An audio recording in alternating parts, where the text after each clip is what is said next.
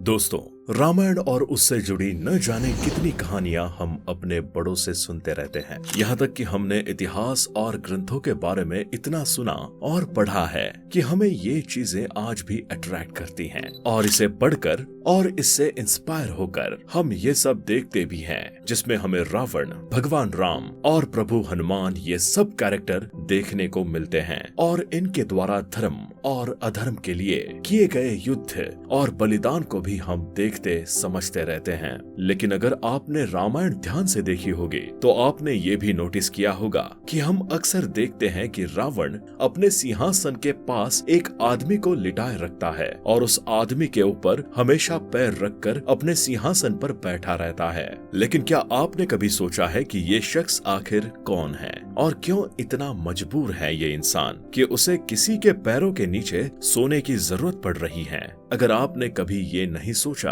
तो आइए आज हम आपको बताते हैं कि आखिर वो शख्स कौन है जो रावण के पैरों के नीचे लेटने के लिए मजबूर है और जिस पर रावण अक्सर पैर रखकर अपने सिंहासन पर बैठा रहता है। आइए आपको बताते हैं और वीडियो को शुरू करते हैं। दोस्तों, रामायण में दिखाए गए नीले रंग के इंसान जिस पर रावण अक्सर पैर रखकर अपने सिंहासन पर बैठता है, वो शख्स कोई और नहीं बल्कि सबके पाप और पुण्य के हिसाब से फल देने वाले देव शनि देव जी थे। जी हाँ, और इन्हें उल्टा लिटाकर रावण इनकी पीठ और कमर पर पैर रखकर अपने सिंहासन पर बैठता था। ऐसा बताया जाता है कि जब रावण के पुत्र का जन्म हुआ था तो उसने सभी नवग्रहों को सही नक्षत्र में रहने को कहा था। सभी ग्रहों को अपने हिसाब से चलने के लिए कहने का मतलब सिर्फ इतना था कि उसके जितने भी पुत्र पैदा होने वाले हैं वो उन सब के भाग्य से लेके उनके भाग्य में होने वाले हर शुभ अशुभ फल को कंट्रोल कर सके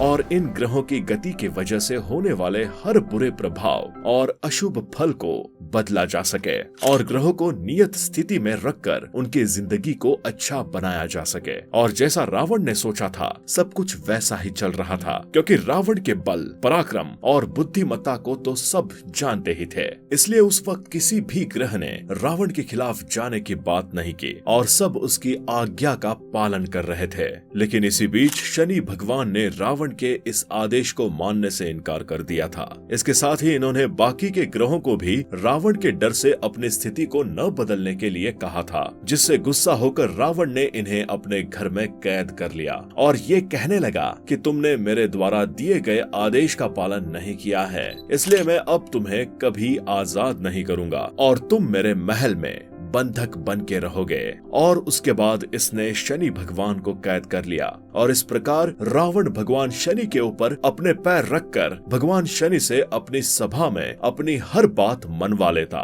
ऐसा बताया जाता है कि जब माता सीता के लंका में होने की खबर सब लोगों को पता चली तो सब लोग बहुत खुश हुए, लेकिन अगले ही पल उनकी खुशी उदासी में भी बदल गई जब उनके मन में ये ख्याल आया कि लंका तक पहुँचने के लिए समुद्र पार करना पड़ेगा, क्योंकि समुद्र को पार करना कोई आसान काम नहीं था। और तब सब लोगों ने भगवान हनुमान को याद दिलाया और ये बताया कि वो बिना किसी मुश्किल के समुद्र को आराम से पार कर सकते हैं, क्योंकि वो मारुति पुत्र हैं और उन्हें ये वरदान प्राप्त है। जिसके बाद प्रभु की आज्ञा से माता सीता को देखने और उन्हें वापस लाने और उन तक प्रभु श्री राम का खबर पहुंचाने के लिए प्रभु हनुमान को भेजा गया। वहाँ जब इन्होंने माता सीता को भगवान राम का ये संदेश दिया और उन्हें ये बताया कि भगवान ने अपनी ये अंगूठी दी है और साथ में ये भी कहा है कि आप परेशान मत होइए, हम जल्द ही आपको यहाँ से ले जाएंगे। और ये बात सुनकर माता सीता